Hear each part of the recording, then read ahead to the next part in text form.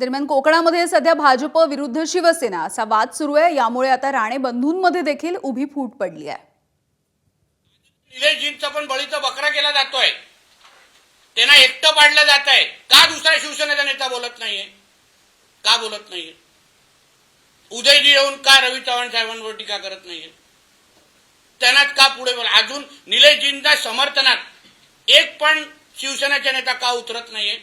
मी statement वाचतोय, प्रत्येक जण माझ्याबद्दल जे जे कोण देतोय ते, पण 3 तारखेला रिझल्ट मध्ये उत्तर देणार।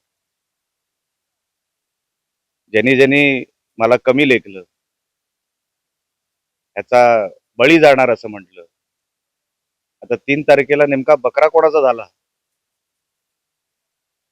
हे 3 तारखेला कळेलच। अजून कोणच नेता रवी चव्हाणजींबद्दल ते जे बोलतात त्याचं समर्थन करत नाही, त्यांचं नाव पण घेत नाही। आणि म्हणून मी त्या दृष्टिकोनातून बोललो की त्यांचा बळीचा बकरा केला जातोय। त्यांनी त्याला कुठल्या हिशोबाने पाव होती का राजकीय टीका नव्हती। एबीपी माझा, उघडा डोळे बघा नीट।